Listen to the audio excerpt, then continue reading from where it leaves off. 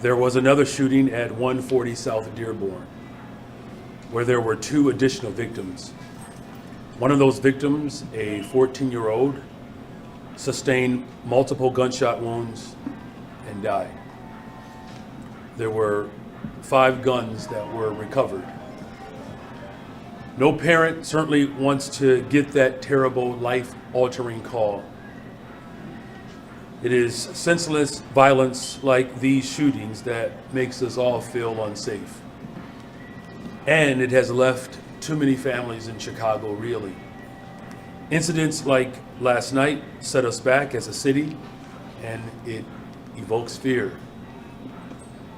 Our young people have to understand that they should not attend these unauthorized events that have been advertised on social media.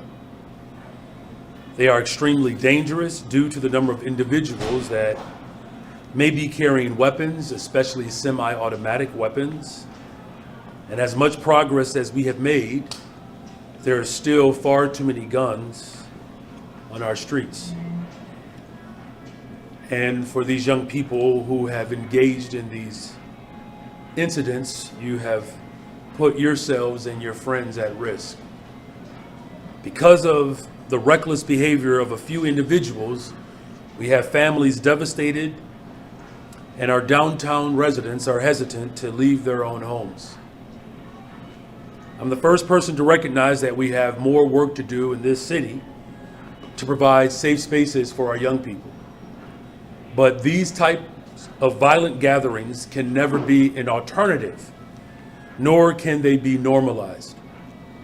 We need parents, guardians, and other responsible adults to do their best to accompany young people in large, unsanctioned after gatherings where weapons are likely to be present. There's always more we as adults can do to make sure that we know where our kids are and what they are doing. I recognize this feels like emotional whiplash. After this incredible celebration last night where thousands of people gathered, Chicagoans who were enjoying our tree lighting ceremony, thousands of Chicagoans came to express their love for our city. It was peaceful. It was a joyous evening, a vision of the best of Chicago. The holiday season is a time when we come together as a city. It's when we spend time with our families and our loved ones. This is the opposite type of behavior that anybody wants to see. We have too many guns and too many young people who don't value their own lives or the lives of others.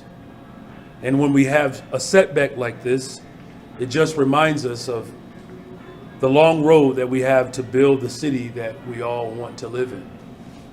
We will continue to pray for the victims and their families. We will continue to pray for our city. This is an ongoing investigation, and we'll provide the updates as we have them. And with that, I'll take some questions. Mayor, news of this was... That's okay, go ahead. Mayor, word of this gathering was circulating on social media for a couple days ahead of it actually taking place. What was the city's plan to proactively meet that ahead of the gathering itself? This was on TikTok, and it was circulating. People were telling folks to avoid downtown because there was a team takeover planned. Yeah, so we have been monitoring social media and this gathering for a couple of days. And so working with the Chicago Police Department and the Chicago Public Schools, there was a communication that was delivered to CPS to encourage young people not to participate in these unauthorized gatherings. We had 700 additional officers on top of the 1st Police District present. We had CVI workers that were out there as well.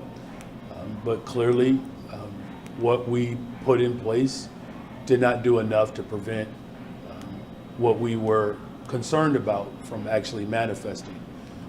We will continue to make the necessary adjustments as we move along to ensure that these large, peaceful, citywide events can take place without the terror and the harm of gun violence.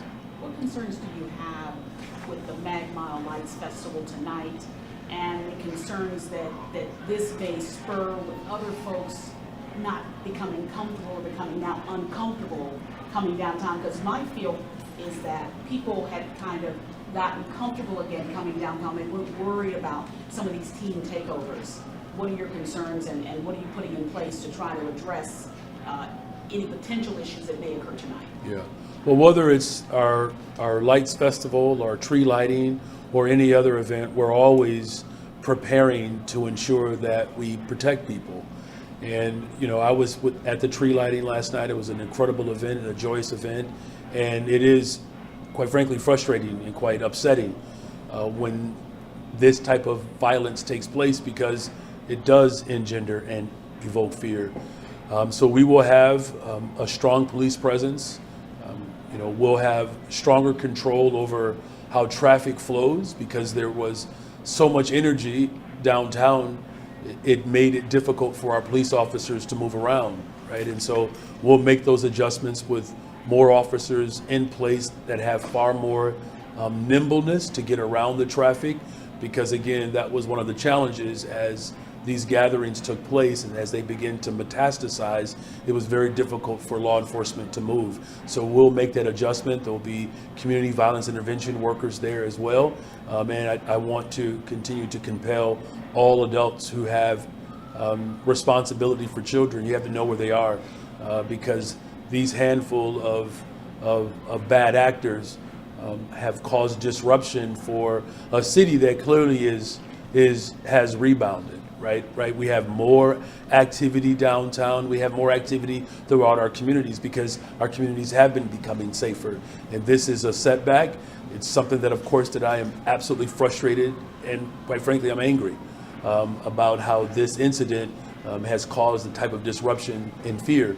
But we have put some additional measures in place to ensure that people can enjoy the lights coming alive downtown as we transition into the holiday season. Do you know if the shooting on Dearborn and the shooting on State, were they related? Were they both part of the teen takeover? So at this point, our police department, you know, is investigating. We don't necessarily have evidence to suggest that. What we do know is that both of these incidents have created a great deal of fear in our city, and I understand that as a father, as a husband. That there are so many families that are coming back to the city of Chicago to hang out, looking forward to the holiday season. So we're clearly in the midst of investigation. We're going to get to the bottom of it. There were 18 arrests that were made last night.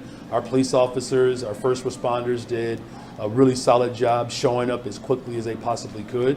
But I just want the people of Chicago to know that our police department, my administration, we're going to continue to go through this investigation process, and the people who need to be held accountable, we're going to work hard to make sure that that actually becomes the reality, because we don't want any setbacks as it relates to the progress that we're making as a city.